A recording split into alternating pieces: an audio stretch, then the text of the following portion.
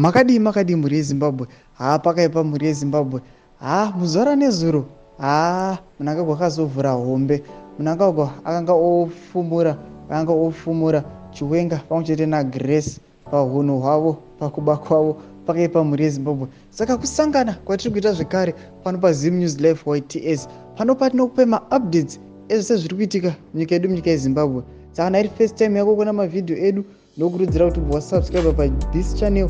Wapedza kusubscribe wotina on the bell icon kuti urambe uchiona maupdates atinokupai pano paZim News Live YTS. Saka muzora nezuro pane chiitiko chakashamisika chakaitika pamuchato waVP Chiwenga. Saka pamuchato waVP Chiwenga takaona kuti former first lady Grace Mugabe akanga aripo.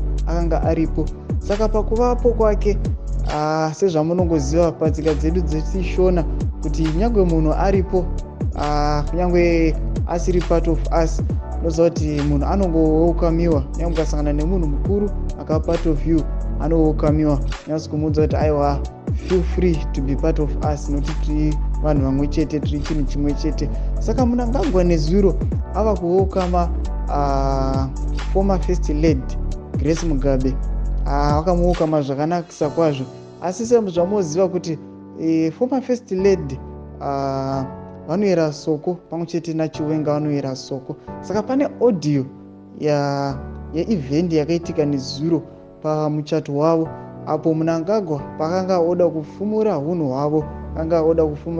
hwavo pakati pa ivo VP Chiwenga na former first lady pakuba kwavo. Rega tikuplayere audio iyi kuti mubve manzwa kuti audio iyi iri kuti kudii, mubva mazvinzwira mega, ozvinzwira zvizere. Saka vari pamuchato izvo takabva tanzwa President Mnangagwa vakupraisa Grace Mugabe, but kupraisa kwacho hamene kana kwakuri kwechokwadi, achiti aiwa tinoziva kuti muri muyera soko, haangofanana naChiwenga uyo ari kuchata muzora nhasi muyera soko, asi hapana kana zuva rimwe chete ratakakunzwai muchinzi munoba kana kuti makamboba somewhere.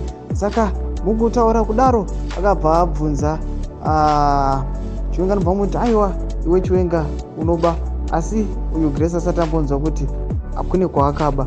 Asi mukuendera mberi achitaura kudaro anotaura achiti ameno kuti pangokuba kwekuvaira soko kungori kuvarume chete, asi vakuvakadzi hakuna. Asi Chiwenga anobva ati nevakadzi vanotobawo.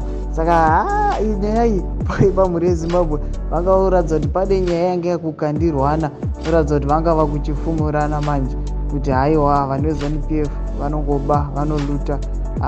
Pakaipa mhuri yeZimbabwe chokwadi vakungofumurana apa, vakutongofumurana masecrets avo. Saka hameno kuti munoiona sei nyaya iyi. Saka ndinokurudzirai kuti mutipewo muono wenyu mucomment section, chingomhanya mucomment section moti pakufunga kwenyu kuti boy here mastatements anga kuburwa nevakuru ava kuti vangozama kuda kuti kudii. Saka mhuri yeZimbabwe, kana iri first time yako kuona mavhidhiyo edu, ndokurudzira kuti wasubscribe pathis channel pamwechete nekulika. Kana wapedza izvobva watena on the bell icon kuti urambe uchinzwa maupdates atinokupai pano paZim News Live YTS, nekuti kuita zvese zvimahara. Saka tosangana muvhidhiyo redu rinotevera.